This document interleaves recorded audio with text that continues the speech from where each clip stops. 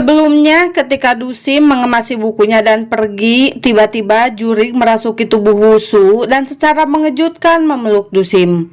Rupanya Jurig tersebut adalah nenek Dusim.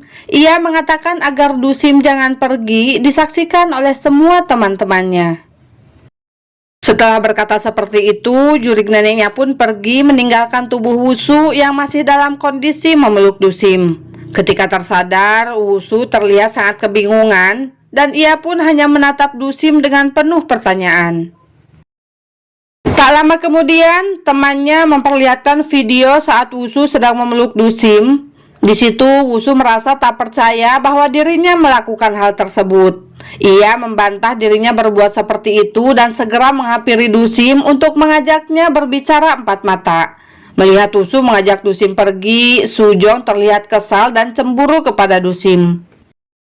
Adegan lalu memperlihatkan Wusu yang sedang menjelaskan kepada Dusim bahwa ia tidak benar-benar memeluknya. Ia berpikir mungkin dirinya kerasukan sehingga tak sadar telah memeluk Dusim. Dusim yang belum mengetahui kalau neneknya lah yang telah merasuki tubuh Wusu berkata agar Wusu tak usah khawatir karena dirinya tak akan tertarik padanya meski ia memeluknya.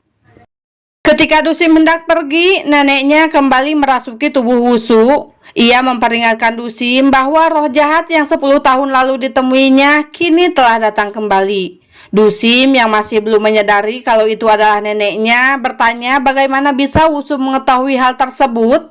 Lalu neneknya segera menyentuh wajah Dusim sehingga Dusim pun kini bisa melihatnya.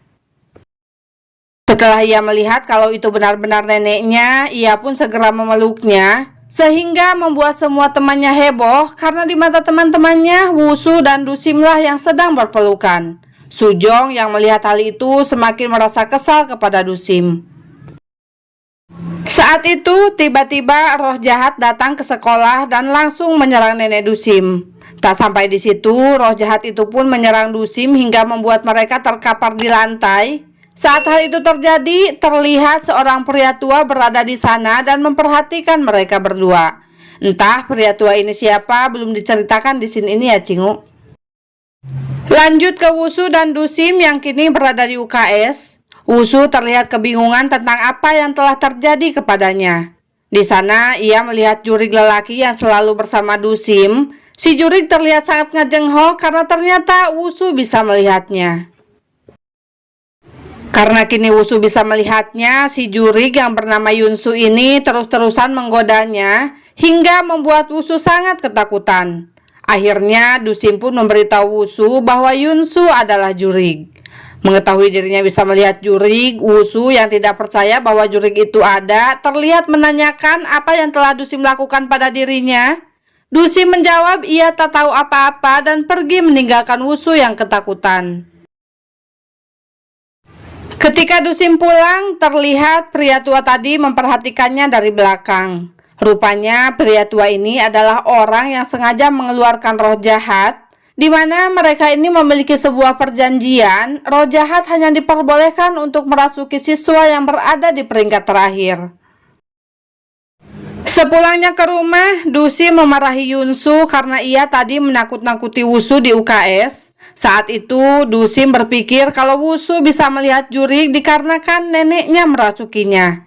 Di sisi lain, Wusu pulang ke rumahnya dalam keadaan ketakutan.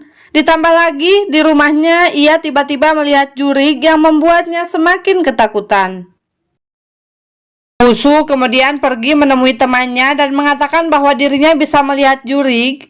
Mendengar perkataan Wusu, temannya terlihat tidak mempercayainya dan malah mengejeknya. Wusu lalu pergi ke rumah Dusim untuk berbicara dengannya. Ia dan Dusim bertengkar di depan ibunya Dusim sambil memberikan sejumlah uang dan berkata agar Dusim mengembalikan dirinya menjadi normal kembali. Tak lama kemudian, Dusim menyuruh Wusu untuk pergi dan berkata bahwa bukan dirinya yang menyebabkan hal tersebut.